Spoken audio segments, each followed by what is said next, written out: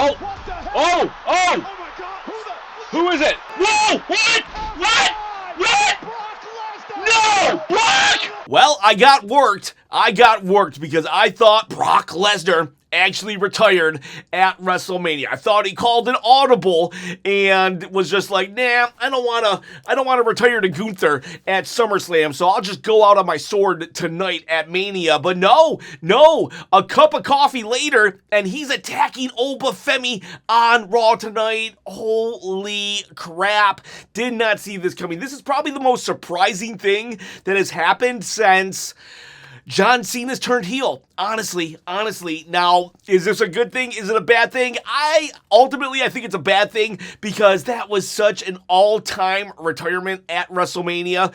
But I should have known better. Brock doesn't care about storylines and stuff. I'm not saying that Brock doesn't love professional wrestling, but I am saying Brock loves money more. And I should have known. He got me. WWE, you got me. But you know what? That's what wrestling is. Wrestling should try to work us. So on some levels, I'm happy. I'm happy that I got worked. Though I'm not a big Brock Lesnar fan, so I kind of wouldn't have minded if he would have stayed out of retirement. But yeah, tonight when he attacked Oba Femi, the lights were still down. We were for an open challenge for Oba Femi, and I'm like, who's it gonna be? We already determined last week that nobody wants to fight the guy. So this week, the lights are down and he's attacked from behind. I was like, oh cool, that's smart. Attack Oba Femi because he's so dominant. And then the bell can ring and then we can get on with another squash match. But no, the beatdown just continued. The lights came on.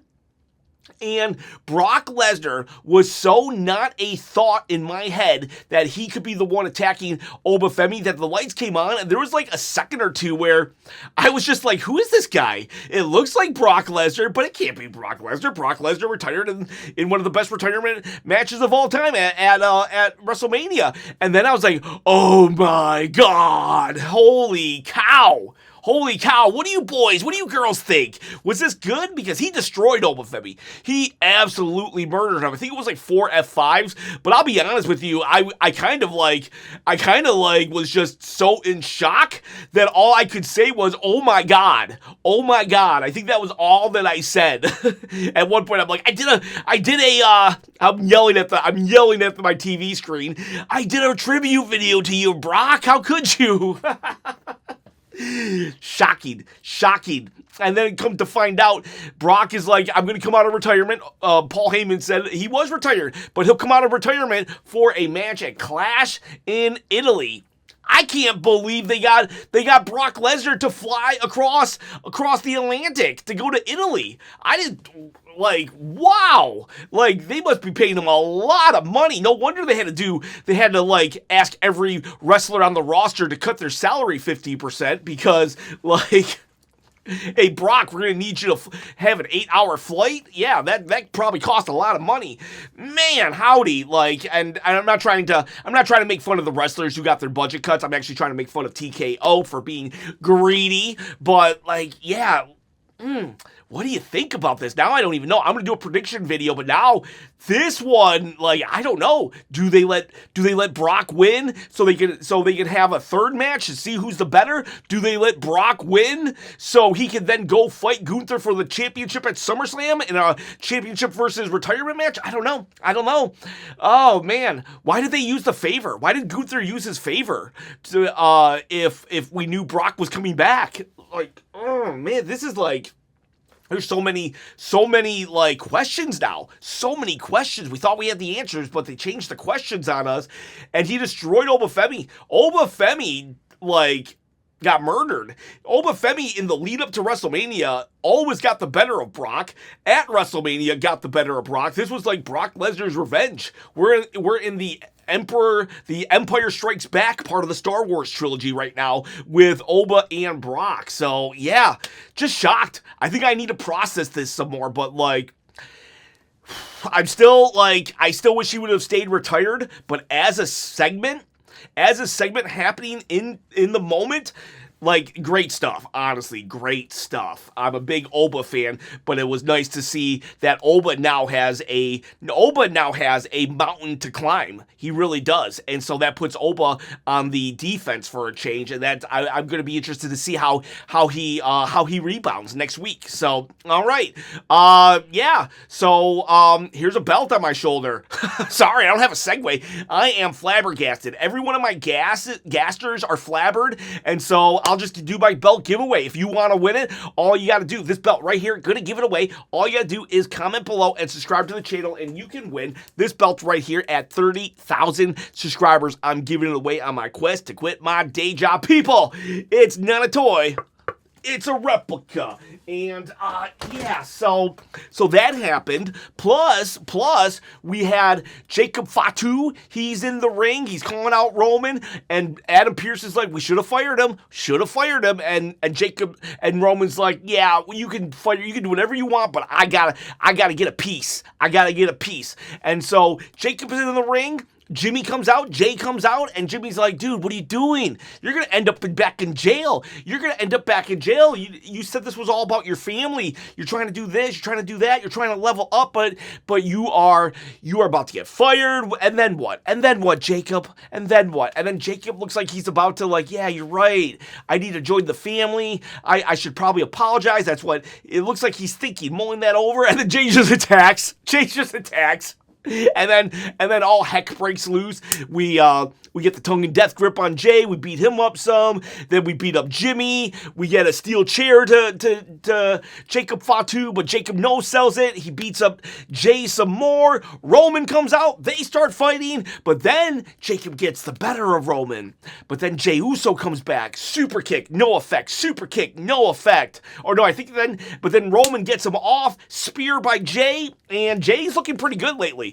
Right-hand man Jay is so much better than Yeet Jay. The crowd just wants to yeet too. It's hilarious because Jay won't even yeet one time now. But yeah, so then Jimmy gets back up. They do a 1D on Jacob Fatu. They put him in the ring ropes. You know how they used to do? Like they tie him up in the ring ropes, and then it's 3-on-1.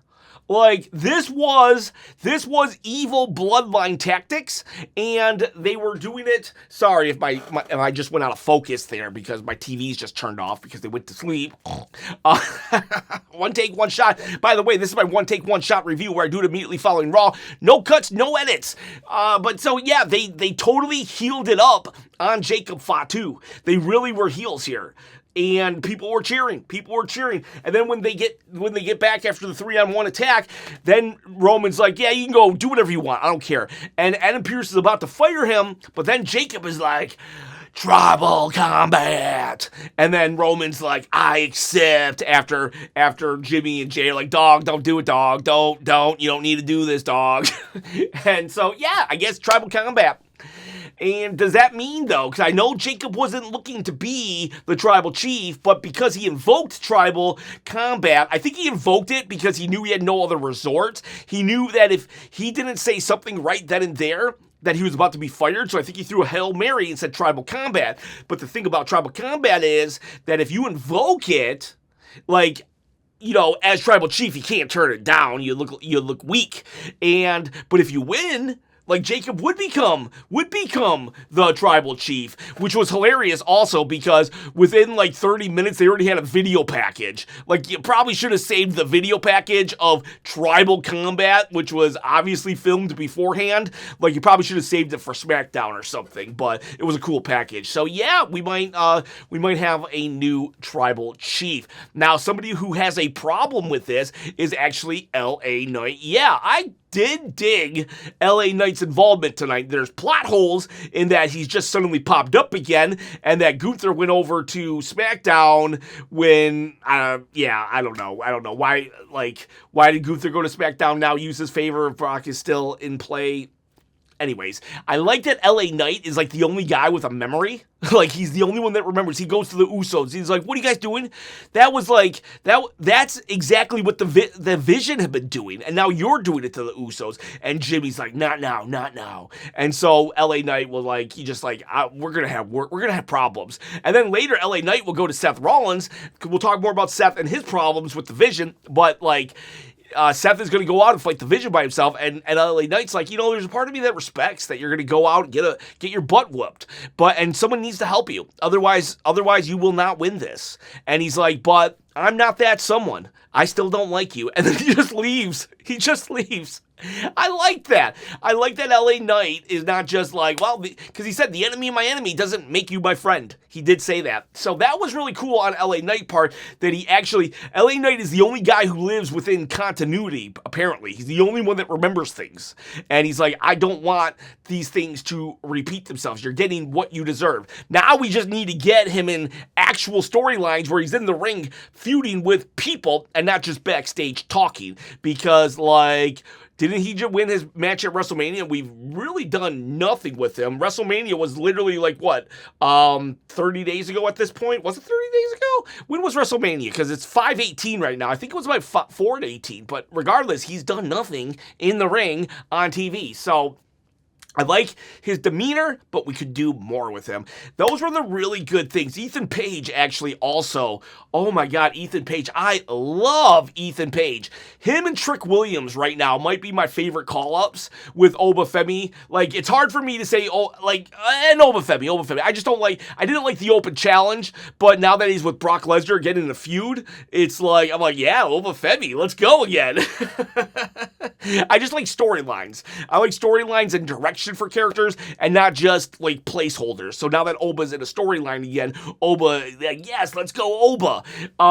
But Ethan Page, he does a sit-down interview with Michael Cole, and he's like, here you go, Michael. Here's some questions for you. And Michael's like, you know how long I've been doing this? And Ethan Page is like, yeah, I'm surprised you're not more humble. I'm surprised you're not there's still room for improvement. And then Michael Cole has to ask these questions that are do you think it's fair that Penta has to face somebody so handsome, so this, so that? It's really good. Go check out the Ethan Page interview with Mike. He called him Mike Cole. Go check out the Roman Jacob Fatu segment and definitely the Oba Femi Brock Lesnar segment. And that was just the amazing stuff on Raw last night. And then I like the LA Knight stuff. Other stuff that happened, we did have Finn Balor have a street fight with JD McDonough, and he beats him. So again, what are we doing with Finn Balor? Yesterday I did a video that was these weird plot holes and stuff. It's why is Finn Balor still fighting the Judgment Day? There's no reason whatsoever, especially now that he's beaten JD twice. It's but he has to get back at Dom for interfering in the match when Dom doesn't even have a title, and he beat him as the Demon at WrestleMania. So I don't get this. I mean, it was a good match, and it was a cool coup de grace. Whatever. On the, he does that stomp off the turnbuckle, and he's in a garbage can. Cool match, but it was kind of it was weird, though, because we just had a 3-on-1 attack against Jacob Fatu, right? Then we go into this, match where there's a lot of weapons, and it's 2-on-1. Then we'll have Liv and Judgment Day do a 3-on-2 attack. We'll have a Texas Tornado match with 6 Grandes. So it was just way too much involvement. The Vision their numbers games will get involved. So it was just very much a numbers game night on Raw. ChatGPT was have 3 people attack everybody, Then we did have Becky Lynch, the best in the world, and that's not just me saying it, that's Sports Illustrated. She got into a confrontation with Sol Ruca. Sol Ruca, I think, is still finding her voice. Her interview skills, I think she needs a little work on that, but the crowd does love her. She gets Becky to agree to a match at Saturday's main event. However, Becky's like, the title's not on the line. You've done nothing to earn it. And honestly, she hasn't. She's had 2 matches on the main roster, and she's lost them both. So, Becky does have a point there if we're going kayfabe-wise. So that's going to happen. Becky Lynch did a great job at putting people over, though, as per usual. I love the nicknames she gives people, Moody Maxine and stuff like that. Loser Lyra. I'm not exactly sure if that was the name. And then what else? Then we have Grande Seth. Seth challenges Braun. He challenges anybody in the Vision, right? I'll take on anybody. And then Braun Breaker's like, I want it, to Paul Heyman. And Paul Heyman's like, no, we're going to give it to Austin Theory. That way, you know exactly where Seth is. So basically, you call the play, Braun. It'll be a trap. It's basically a trap. And so that's what happened. Seth he's trying to get the Street Profits to get on board with him. Angelo Dawkins is like, yeah, I'll help you out. But Montez Ford is like, no, dude, we shouldn't help him out. Basically, though, Seth will fight Austin Theory. They're trying so hard to get Austin Theory as a soon-to-be megastar. No, he just, I don't know. I liked Selfie Austin Theory, but this Austin Theory just lost. It's not working. But regardless, Seth beats him. They did bring up the fact that he used to be in a faction with him with the Monday Night Messiah way back in the day, so I was surprised they talked about that.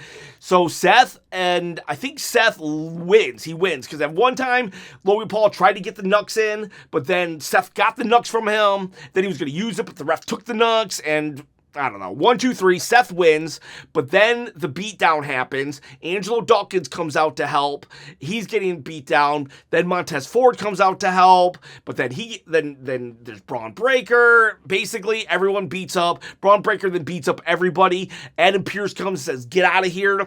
And it's like Oba Femi beats up Adam Pearce. We have Jacob Fatu beats up Adam Pearce. All these people are beating up Adam Pearce, but Braun Breaker still won't do it. Like, have Braun Breaker punch him in the face. He needs to punch Adam Pearce in the face. Like, we need to get some of this aura back on him. Really, we really, really do. And then that's how we're going to end Raw tonight. There was a women's tag match also, where you had Roxanne Perez and Raquel Rodriguez versus Paige and Brie Bella. The champs win.